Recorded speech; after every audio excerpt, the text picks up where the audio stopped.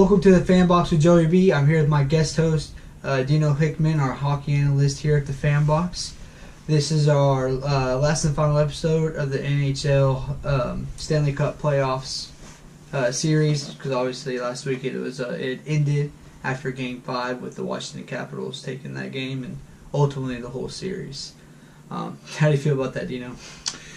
First off, I'd like to apologize to all of our viewers because Joey decided to wear this piece of garbage into the -5 studios today. I've had a talk with him, and he's been advised he's no longer allowed to wear any of this completely inappropriate clothing to the studio.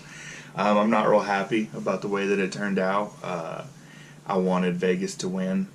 Everybody is on the Ovechkin bandwagon, and Ovechkin deserved to win because he's been trying for so long. I don't think sports is about deserving things. I think it's about what you put forth, and I guess in this case they did put forth more. I think it's really akin to like after Hurricane Rita, when everybody was like, "Oh, I think that the Saints deserve to win the Super Bowl because everything they've been through." Well, if that's the case, why doesn't Detroit deserve to win the Super Bowl or like the World Series? Because that city has sucked for like years and years and years, but nobody feels bad for them. So it's not about deserving it. And I guess they just played a little bit better, so he deserved it. But it just wasn't my first choice. Yeah, I understand that totally. Ovechkin's been in the league a while now, and they've been like in serious contention almost every year, getting pretty far into the playoffs. Even though this is Ovechkin's first trip into the finals, because the Washington Capitals themselves have only gone to the Stanley Cup Finals once. That was back in 1997-1998 season. Obviously, they lost because this is their very first Stanley Cup win. But I guess you could say he is deserving, like you were saying. But ultimately, things ever promised or deserved in sports. You just go out and play, and if you get there, you get there. If you don't, then you weren't in the right position to do it. Sorry about your bad luck. Yeah, exactly. Just ask the Cowboys. Yeah. I couldn't help it. I had to get that. I just get that little stab in right there. So they went through 5 games. The first game was pretty solid. Las Vegas came out strong. They won 6-4 in a very high scoring hockey game, especially for two strong teams as much as they were. For that game, what did you think Las Vegas was doing right in that first game? In the first game, I felt like they had a lot of motivation. They were pumped coming off of their win to make it to the finals. It's like the Cinderella story, the dream come true. We're the misfits. We were all thrown together, and we're making it our first year all the way to the Stanley Cup, and it seemed like them getting that much closer to what they were after really kind of motivated them and made them play a little bit harder. And I think that coming in helped them a lot. Yeah, then in Game 2, it was very closely contested. It was 3-2, but Washington ended up grinding it out. And correct me if I'm wrong, I believe Las Vegas had a 2-0 lead before it became 3-2? I believe so, yes. Do you think it was just they put all that energy into Game 1? That's what ultimately kept them from overcoming and winning Game 2? I don't know. I feel like they had so many missed opportunities that I think maybe they got a little bit comfortable. I'm not really sure. I know that this whole series, it seems like maybe they had about 4,872 posts that they hit on both sides. It was just constantly post, and it was. I even kind of wondered, did they put in a different net that was just a little bit smaller to make it like more interesting, because there was just so many post hits that it was crazy. But I think maybe they just got comfortable that game. Okay, yeah, I can see that happens to teams all the time. They have that big blowout in the first game, and then Game 2 they look like the same team. Game 3 was still kind of close. It was a 3-1. Nothing too exciting going on there. Then Game 4, Washington just took it 6-2. I mean, what? I think a lot of that was it got to the point where with Vegas, their defense was just like not stepping it up. Mm-hmm. I mean, there was times when Fleury would have like 4 or 5 stops, and they all rebounded, and then finally they would score. And it's like he can only do so much on his own. We talked about this before, right? But it's like sometimes they just weren't playing positionally.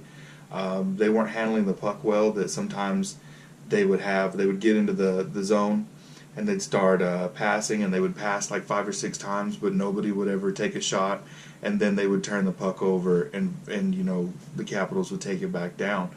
And you have to capitalize on every one of your options that you have, every one of your opportunities. That's the word I'm looking for. On every one of the opportunities that you have, because if you don't create those rebounds where somebody else can knock it in, and you have to put Holtby under pressure, because he's obviously handling your shots like from the top of the circles and from the blue line. He can handle those, but you have to overwhelm him and keep giving him shot after shot after shot. As you can see, that's how they were beating Fleury. Right. When it's just a breakaway or it's a 2-on-1 and he has a little bit of defense, he's going to stop that.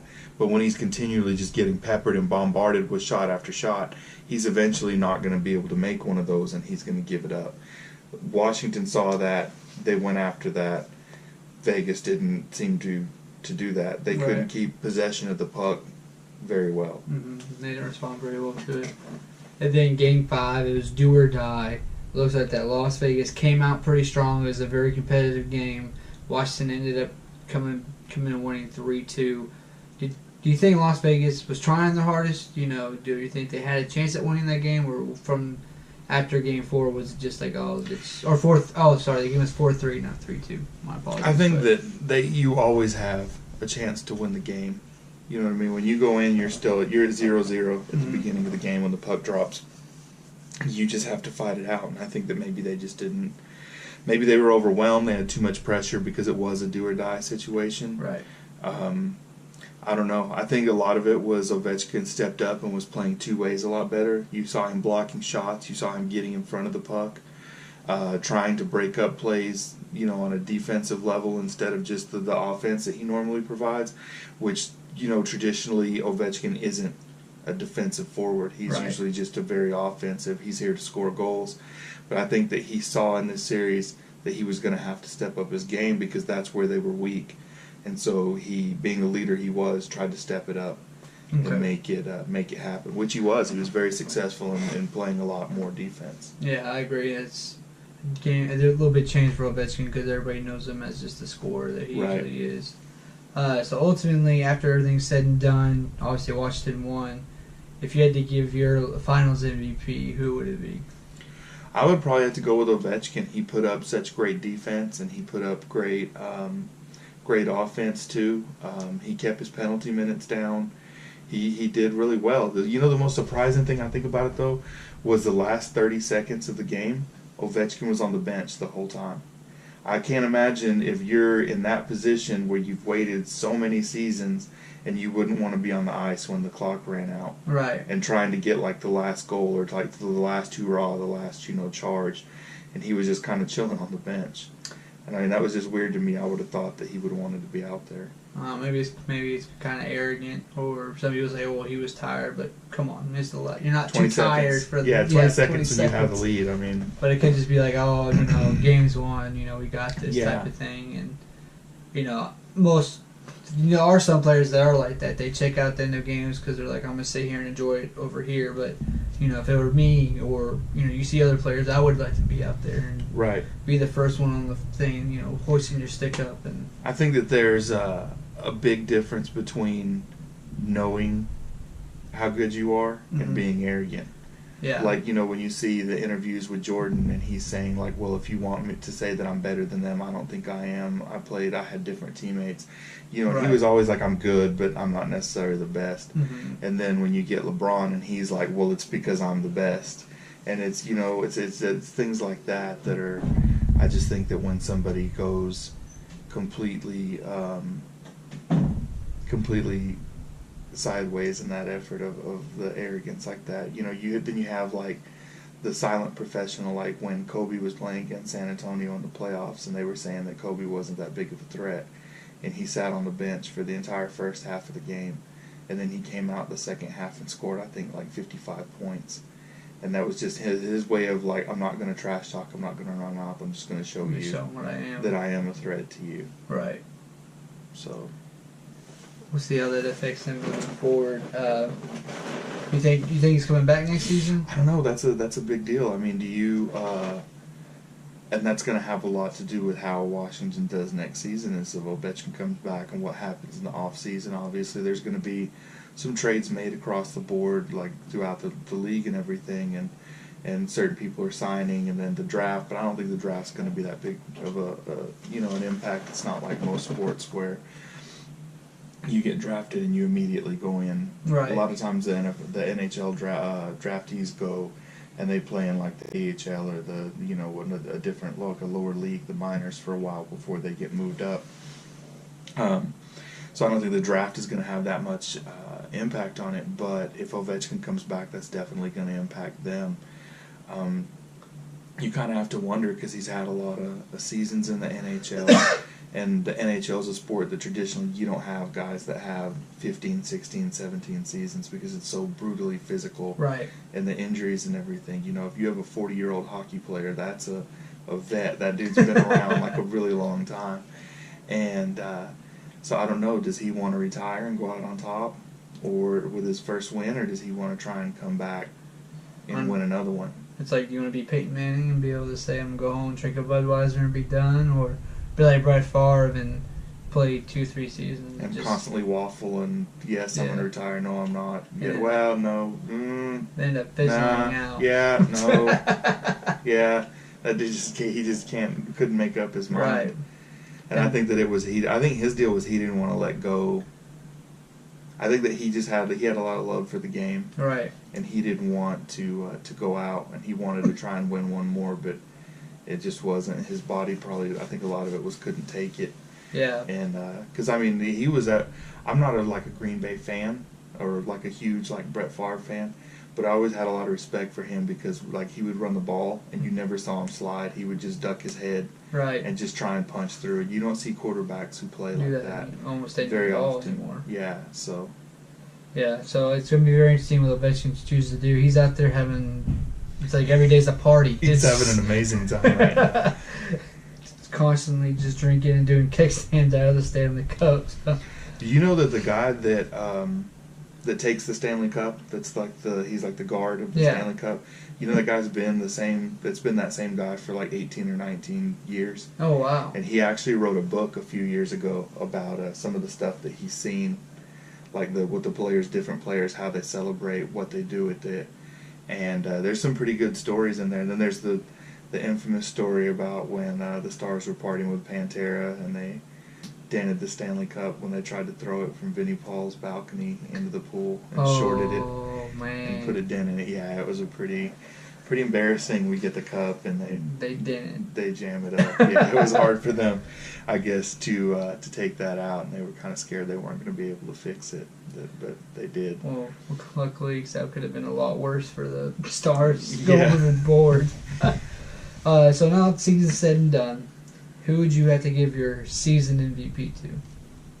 I would have to say season MVP, and I may be a little biased because I'm a goalie, but I would say Fleury. I think that Fleury was such a massive instrumental part of getting Vegas to where they were. Mm-hmm. He was good before. It's not like that was his breakout year. He's won Stanley Cups before, but I just think that he I think he had a vendetta. He had a chip on his shoulder that he felt like he got traded, and that he was like, I'm going to show you that, you shouldn't have traded me, that I still can do this. And he did. I think that his experience kind of helped lead that team because there's not a lot of Stanley Cup, winners in Vegas. So I think that helped a lot. And he was instrumental in getting them to as far as they went, to the finals. Yeah, he's a big-time leader, and obviously the goalie's a very important position on any hockey team. So looking at next year, what do you think the Golden Knights find themselves? I think that they'll probably, it depends the same who stays, because there's some dudes that have been in the league for a while that might retire. Then there's some younger guys that could develop a little bit more. Who are they going to pick up in the off season? It's hard to say right now until you really get closer to the beginning of next season, where you can see who goes where and who stays, and that's going to be a lot of it. And who knows, they may draft somebody, first round or second round that ends up coming to the league, like Crosby did. That he was only 18 when he came in the NHL, and but he's a rarity. Right. I can't stand Crosby. Yeah. He is good. You have to give him that. but we may have somebody like that. I don't know. It's harder to say right now, but I think that Vegas will still do pretty good next year. They'll have this still, as long as they have that same core and that mentality in their coaching staff, and they don't try and change a lot of stuff up or, go with some new. I think as long as they don't try and change too much stuff up, they're going to be all right. They'll make it back to the playoffs. Same with the Capitals. I mean, like you say, they grind a lot. They make it. They don't usually go real far, but they usually make the playoffs. Right. So I don't see a lot changing as long as, they keep their same coach in position. He's, did a phenomenal job of getting them there this year. I was really glad to see him win the Stanley Cup. Cup. Yeah. So you don't see like say Ovechkin leaves, you don't see it having like a LeBron wake where he was the only thing holding it together. With LeBron? No, I'm just saying because everybody knows like what's obviously going to happen this year if he leaves, or what's happened in the past, that he was what's keeping the team together. Is that the same thing with Ovechkin, or are they going to continue to be a pretty good competitor once he does retire? I think he's definitely their biggest player, Mm-hmm. and it will impact them on some level. They obviously have to have some talent to have made it as far as they have this many years and then to finally win the Cup. Right. But I don't know if they'll be the dominant powerhouse that they are without Okay. Ovechkin. I think he's a key part of that. Yeah, he really is. For yourself personally, minus the Las Vegas Knights, because you already gave us that, and you like and follow them. As we can see from your shirt here, you seem to be a Dallas Stars fan. Mm-hmm. What do you expect from the Stars next season? Well, we've already made a couple of good signatures for next season. That we got some guys to stay on, and there's a couple guys that are coming up that, would depending on whether or not they sign or not. But I think our biggest thing this year, I don't know. I'm not going to expect like a Stanley Cup appearance or anything. We have a new coach this season, and which I don't know if you knew this or not, but the coach actually played for the Stars for the one season. Yeah, and so it's going to be. He's been very successful in the college level of where he's at. So we'll see like what kind of system he wants to bring, which I think that's kind of what Dallas needs, is something new, because we keep getting these recycled coaches. I was disappointed. I thought with Hitchcock we were going to do a lot better because he took us to our first and only Stanley Cup. Right. But it just depends. I mean, we have new coaching all across the board. He's bringing in new people. We got some new people that we're probably going to pick up in the off season. So it depends. But either way, I'll be there for him. You know. And I'm a Stars fan myself. I'm not as big into hockey as I am other sports, especially.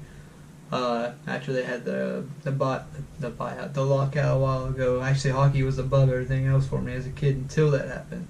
So that would never happen. This could not be a Romo jersey. It could be a Madonna jersey or. You realize Madonna left like I know. seasons ago, I know that.